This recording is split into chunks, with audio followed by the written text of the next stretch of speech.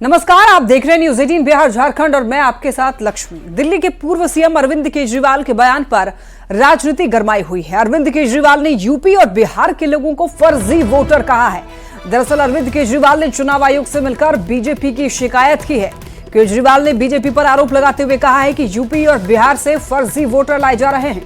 केजरीवाल के इस बयान पर सियासत भी शुरू हो चुकी है। केजरीवाल के इस बयान पर संजय झा ने हमला बोला। संजय झा ने पूछा कि यूपी बिहार के लोगों से इतनी नफरत क्यों है, दिल्ली आपकी जागीर नहीं है। देखिए संजय कुमार झा ने ये जो ट्वीट किया है वो आपको दिखा रहे हैं। इसमें वो लिखते हैं कि बिहार के यूपी के लोगों ने अपनी मेहनत और प्रतिभा से पहचान बनाई है और न केवल दिल्ली में बल्कि दुनिया भर में अपनी पहचान बनाई है। देखिए बिहार और यूपी के लोगों से आपको इतनी नफरत क्यों है अरविंद केजरीवाल जी, आपको ये नहीं भूलना चाहिए कि दिल्ली आपकी जागीर नहीं है। संजय झा ने जो ट्वीट किया वो आपको दिखा रहे हैं। देश की राजधानी है दिल्ली और सभी देशवासियों की है। बिहार और यूपी के लोगों ने अपनी मेहनत से प्रतिभा के बल पर दिल्ली ही नहीं बल्कि दुनिया भर में मुकाम हासिल किया है। और साथ ही उनका यह भी कहना है कि आपने जो खुद के लिए शीश महल बनवाए हैं उसके लिए जो टैक्स जाते हैं उसमें दिल्ली में रहने वाले बिहार यूपी के लोगों के टैक्स के पैसे भी लगे हैं। आपके द्वारा बिहार यूपी के लोगों का बार बार अपमान बर्दाश्त के काबिल नहीं है। और ये इनका ये भी कहना है कि आपको तुरंत माफी मांगनी चाहिए। छोटी सी असेंबली है, उसमें 13,000 नए लोग कहां से आ गए? 15 दिन में कहां से आ गए? पिछले 15 दिन में 13,000 नए वोट बनने की एप्लीकेशन आई है। जाहिर तौर पे ये यूपी और बिहार से ला के यूपी आसपास के स्टेट से ला के फर्जी वोट बनवा रहे हैं ये लोग। अरविंद केजरीवाल के यूपी बिहार को लेकर दिए गए बयान पर बीजेपी सांसद मनोज तिवारी ने भी पलटवार किया। मनोज तिवारी ने कहा है कि फर्जी अरविंद केजरीवाल हैं। अरविंद केजरीवाल के वादे फर्जी हैं। यूपी और बिहार के लोग झूठी सोच नहीं रखते हैं। वीरेंद्र जी ने कि कई बार नेचुरल जो आपकी नीयत होती है वो दिखती है बाहर, मगर आज मैं पूछना चाहता हूं अरविंद केजरीवाल, आपने हिम्मत कैसे किया पूर्वांचल के लोगों को, उत्तर प्रदेश बिहार के लोगों को फर्जी कहने का? फर्जी आप हैं, फर्जी आपके वादे हैं अरविंद केजरीवाल आम आदमी पार्टी, फर्जी आपके होर्डिंग है, फर्जी आपके आचरण है, फर्जी आपकी नीयत है। इलीगल बांग्लादेशी घुसपैठियों और रोहिंग्यास को ला करके फर्जी वोट बनवाते रहे। आज जब लोगों ने शिकायत की तो आपको जलन हो रही है। वहीं अरविंद केजरीवाल के बयान पर डिप्टी सीएम सम्राट चौधरी ने हमला बोला है। सम्राट चौधरी ने कहा कि बिहार और पूर्वांचल के लोगों का अपमान केजरीवाल करते आए हैं, उनकी पुरानी आदत है। सम्राट चौधरी ने कहा है कि दिल्ली में यूपी और बिहार के लोग आम आदमी की सरकार समाप्त करने के लिए पूरी तरीके से प्रतिबद्ध है। देखिए 2019-20 में आपको घटना याद होगा, केजरीवाल जी ने स्पष्ट तौर पर कहा था कि पूर्वांचल के लोग, बिहार और उत्तर प्रदेश के लोग सीधा 500 का टिकट कटाकर दिल्ली आ जाते हैं और इलाज यहां खोजते हैं, बच्चों को पढ़ाना यहां चाहते हैं। ये अत्यंत ही दुर्भाग्यपूर्ण था। अब जनता और पूर्वांचल की लोग दिल्ली में बैठी ये आपकी सरकार को समाप्त करने के लिए पूरी तरह प्रतिबद्ध है और पूरी तरह इस पूरे अभियान को आगे बढ़ाने का काम दिल्ली में पूर्वांचल के लोग करेंगे। वहीं जेडीयू के राष्ट्रीय प्रवक्ता राजीव रंजन ने भी केजरीवाल के बयान पर निशाना साधा है। राजीव रंजन ने कहा है कि बिहार और यूपी की जनता चुनाव में इसका हिसाब लेगी। बार बार केजरीवाल जी क्यों अपमानित करते हैं? क्या उन्हें इस बात का एहसास नहीं है कि दिल्ली में चुनाव होंगे तो बिहार के लोग इसका हिसाब चुकता करेंगे? तो निसंदेह बिहार की जनता ने भी ये मन बना लिया है कि जो भी बिहारी मतदाता हैं दिल्ली में, वो पुरजोर तरीके से कोई कोर कसर नहीं छोड़ेंगे कि आप पार्टी की नैया डुबोकर वो एनडीए की सरकार बनाने में आगे बढ़ चढ़ करके हिस्सा ले। इंडिया अलायंस पर तेजस्वी यादव के बयान पर सियासत गरमाई हुई है। गिरिराज सिंह ने कहा कि सब मोदी के डर से एक प्लेटफॉर्म पर आए थे, तो दिलीप जायसवाल ने कहा कि इंडी गठबंधन पूरी तरीके से समाप्त हो चुका है। उपेंद्र कुशवाहा ने तंज कसा और कहा कि इंडिया अलायंस में सिर्फ टव्वल है। तो कांग्रेस विधायक अजीत शर्मा का बयान सामने आया है, कांग्रेस अकेले भी चुनाव लड़ सकती है। इंडिया गठबंधन का अस्तित्व पर भी सवाल खड़ा करते हुए कहा कि इंडिया गठबंधन सिर्फ लोकसभा चुनाव के लिए बना था। अरे भाई, ये तो हम लोग पहले ही से कह रहे थे कि मोदी जी के डर से ये सब एक प्लेटफॉर्म पर आए और ये अब कांग्रेस जाने, जो उनके साथ हैं वो जाने। कांग्रेस ने जिस तरह से माहौल बिगाड़ा है इस देश को, तो मैं ये कह सकता हूं कि इंडी गठबंधन के जितने भी नेता हैं, धीरे धीरे करके सभी लोग राहुल गांधी और कांग्रेस के जहाज से उतर जाएंगे, क्योंकि आने वाले समय में वो जहाज डूबने वाला है। इंडिया ब्लॉक में जो भी पार्टी है, सब स्वार्थ के आधार पे दोस्ती एक दूसरे से करते हैं। स्वार्थ के आधार पे जहां दोस्ती होगी, जहां कोई पब्लिक का इंटरेस्ट नहीं, नेशन का इंटरेस्ट नहीं, वहां तो इस तरह की स्थिति हमेशा रहेगी। और इसलिए ऐसी स्थिति है, अलग अलग नेता अलग अलग पार्टी की अलग अलग बयान देते हैं, तो स्वाभाविक रूप से सिर्फ फुटबॉल की स्थिति है और इंडिया ब्लॉक में यही स्थिति रहने वाली। और जो शब्द शकील अहमद खान ने कहे कि अगर कांग्रेस को कोई हल्के में लेगा तो कांग्रेस भी उन्हें हल्के में लेगी, बिल्कुल साफ है कि इंडिया गठबंधन का वजूद बिहार में समाप्ति के कगार पर है। मिलकर ये दोनों और इनके साथी दल लड़ते तब भी इनका सफाया होना तय था। बिल्कुल, हम तो मानते हैं कि हम लोग का बिहार में गठबंधन अभी भी है। बिल्कुल संविधान और लोकतंत्र बचाने के लिए अगर जरूरत पड़ेगी, मैं आदरणीय राहुल गांधी से आग्रह करूंगा आप अकेले भी चुनाव लड़िएगा, जनता आपके साथ रहेगी। निश्चित तौर पर हम लोग गठबंधन में हैं। बिहार में जहां तक हम सवाल है, गठबंधन में है। मुझे पूर्ण उम्मीद है कि पूरा गठबंधन रहेगा और आदरणीय तेजस्वी यादव ने ऐसी कोई बात नहीं कही है कि बिहार में गठबंधन नहीं रहेगा। इंडी गठबंधन को लेकर तेजस्वी के बयान पर अब देखिए सियासत जारी है। केंद्रीय मंत्री जीतन राम मांझी ने कहा है कि उनका एक ही मकसद है, कौन प्रधानमंत्री बनेगा, कौन लीडर बनेगा। जिनका कोई उद्देश्य नहीं है उसका टूटना स्वाभाविक है। इंडी अलायंस पर तेजस्वी के बयान पर मांझी ने कहा है कि वो सिर्फ मनोरंजन के लिए ऐसा बोल रहे हैं। बिहार में वो लोग टुकड़ों में बटेंगे। एनडीए पूरी तरीके से इंटैक्ट है। नीतीश कुमार फिर सीएम बनेंगे। इंडिया जो अलायंस है इसका कोई मकसद तो है नहीं, विकास के लिए तो ऐसा नहीं कर रहा है। इनका एक ही चीज़ है कि कौन प्राइम मिनिस्टर बनेगा, कौन लीडर होगा। तो जिसका उद्देश्य ही खत्म है तो उसको टूटना स्वाभाविक है। देखिए, वो कोई बहुत बड़े इंडिया के नेता तो नहीं है, वो नेता कुछ और दूसरे हैं। अगर उनका बयान आता तो कुछ कर सकते थे।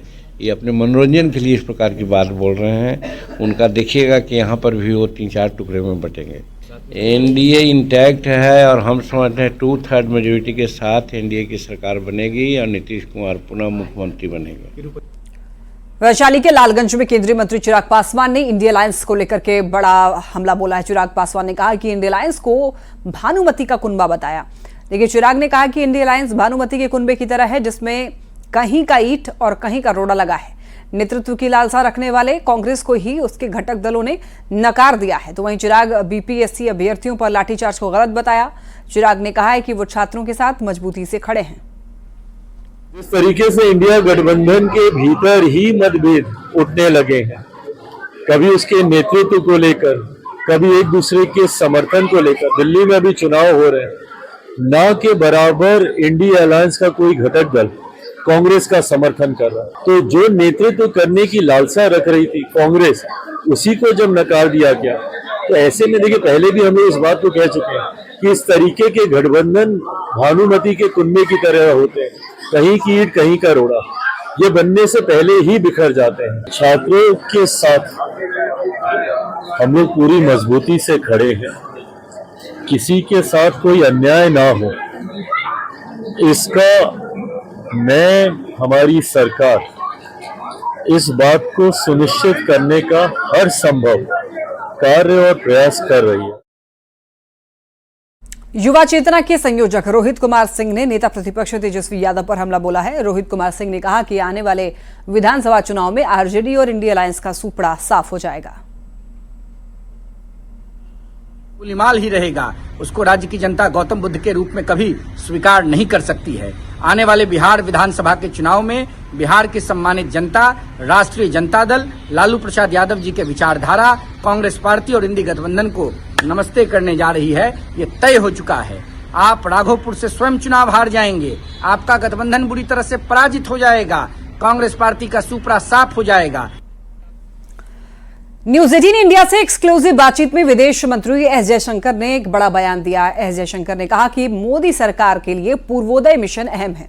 पूर्वोदय मिशन में देश के 5 पूर्वी राज्य बिहार, ओडिशा, आंध्र प्रदेश, पश्चिम बंगाल और झारखंड में विकास की गति तेज करना लक्ष्य है ताकि विकसित भारत का सपना पूरा हो सके। पूर्वी भारत के राज्यों का रिवाइवल विकसित भारत के लिए बहुत जरूरी है। विकसित भारत के लिए पूर्वोदय प्लान मोदी सरकार के मौजूदा कार्यकाल का एक महत्वपूर्ण लक्ष्य है।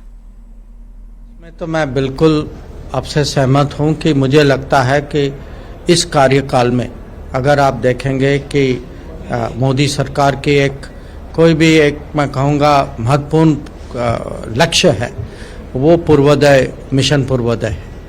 और पूर्वोदय का महत्व ये भी है कि अगर आप भारत के इतिहास देखें, जब पूर्व के क्षेत्र जो है, जब वो बलवान थे, जब उनमें वो क्षमता थी, जहाँ प्रगति थी, उस समय भारत भी एक किस्म से पूरी दुनिया में छाया हुआ था।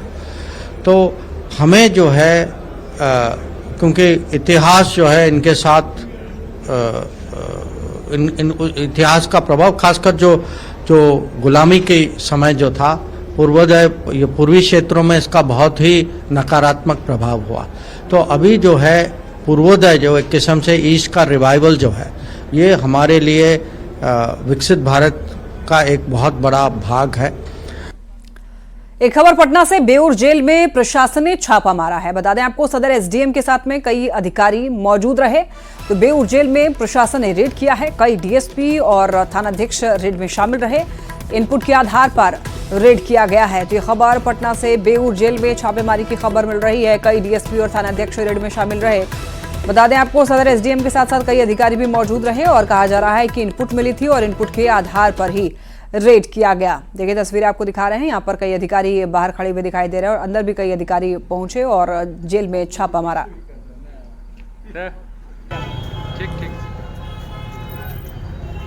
मौजूद है हम पटना के बेऊर जेल में, जहां सिटी एसपी और एसडीएम पटना सदर के नेतृत्व में छापेमारी जेल के अंदर जो है शुरू हो चुकी है। और आप देख सकते हैं कई थानों की पुलिस के साथ लगभग 4 डीएसपी भी जो है मौजूद हैं। और यहाँ अंदर जेल के अंदर जो है कई खंडों में छापेमारी कर रहे हैं और अंदर तलाशी जारी है।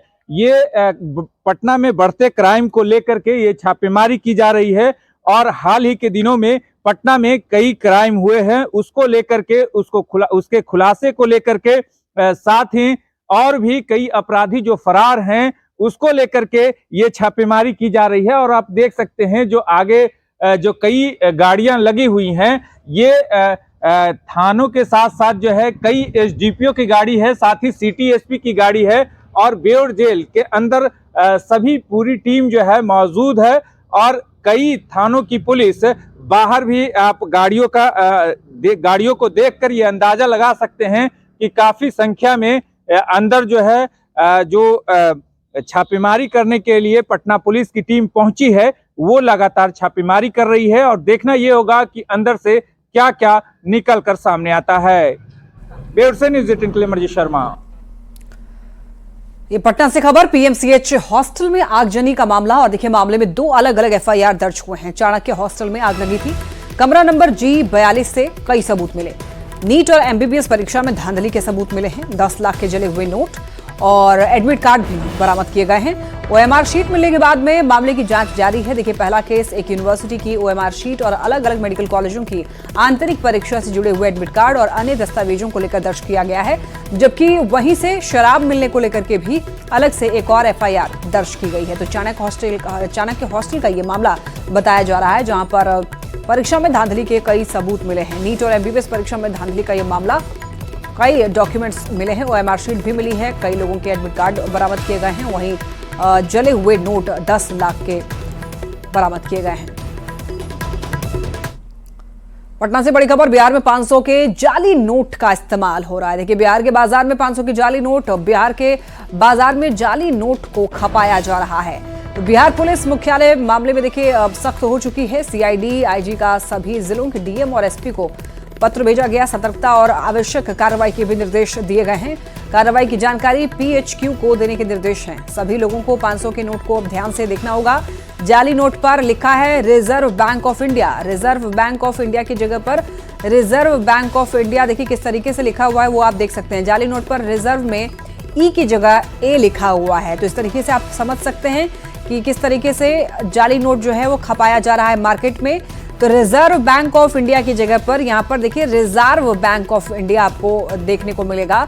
दरअसल रिजर्व में ई की जगह पर ए का इस्तेमाल किया गया है। इस तरीके से आप पकड़ सकते हैं। आपको ध्यान से देखना होगा, छोटी छोटी अक्षरों में यहाँ पर लिखा हुआ है और इसी तरीके से आप जाली नोट को पकड़ पाएंगे। बड़ी खबर है पटना से। देखिए सूत्रों के हवाले से खबर मिल रही है, बिहार में शिक्षकों का कल से ट्रांसफर शुरू होगा। पहले फेज के शिक्षकों को कल से सूचना मिलेगी।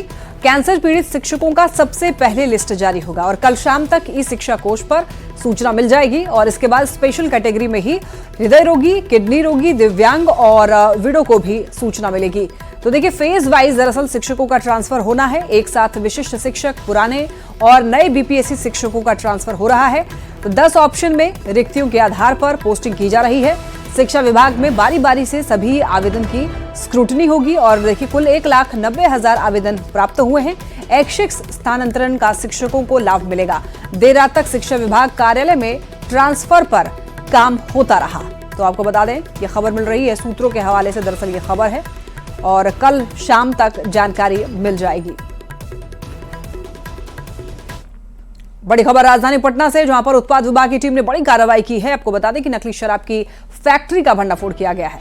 रामकृष्ण नगर थाना क्षेत्र के नंदलाल छपरा इलाके में ये नकली शराब की फैक्ट्री पकड़ी गई है। उत्पाद विभाग की टीम ने मौके से भारी मात्रा में नकली अंग्रेजी शराब, रैपर, शराब की बोतलें और ढक्कन समेत कई चीजें बरामद की है। देखिए शराब के धंधेबाज मौके से हालांकि भागने में सफल रहे हैं, लेकिन यहाँ पर बरामद हुए हैं कई सारे जो सामान है वो बरामद कर लिए गए हैं। नकली अंग्रेजी शराब की यहाँ पर खेप जब्त हुई है। तो रैपर, शराब की बोतलें और कई और सामान बरामद किए गए हैं। यहाँ से शराब के धंधेबाज हालांकि मौके से फरार हो गए हैं, यानी कि पुलिस के गिरफ्त से फिलहाल जो तस्कर हैं वो भाग गए हैं, फरार हो गए हैं।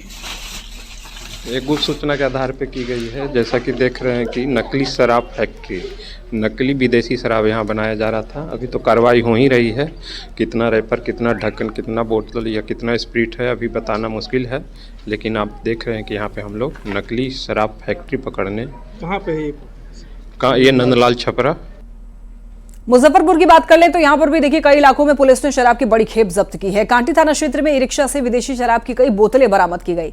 एक शराब तस्कर को गिरफ्तार किया गया है। दूसरी कार्रवाई पारू थाना इलाके में की गई, जहां पर मैजिक गाड़ी के अंदर तहखाने से शराब की खेप जब्त की गई। हालांकि देखिए तस्कर जो है मौके से फरार होने में कामयाब रहा, लेकिन देखिए तीसरी कार्रवाई अहियापुर थाना क्षेत्र में की गई, जहां पर ऑटो पर भूसे की आड़ में 50 कार्टन विदेशी शराब छिपाकर ले जाया जा रहा था। पुलिस ने शराब बरामद कर ली है, साथ ही 2 शराब तस्करों को भी गिरफ्तार किया है। लगातार कार्रवाई चल रही है, जिसके आलोक में है सो विगत दिनों में है सो कल है सो चैनपुर से काटी थाना अंतर्गत में एक टोटो से है सो एक आदमी की अरेस्टिंग है, ठीक है, जिसमें 10 बोतल शराब के साथ वो टोटो के साथ आ रहा था लेके। फिर एक पारू चौक पे है एक मैजिक से के तहखाने से शराब की बरामदगी हुई है 18 पेटी। थाना अहियापुर अंतर्गत है 50 पेटी, जिसमें 2 आदमी की अरेस्टिंग हुई है। चलिए बुलेटिन में फिलहाल मेरे साथ बस इतना ही। आप रखिए अपना ख्याल और देखते रहिए न्यूज़ 18।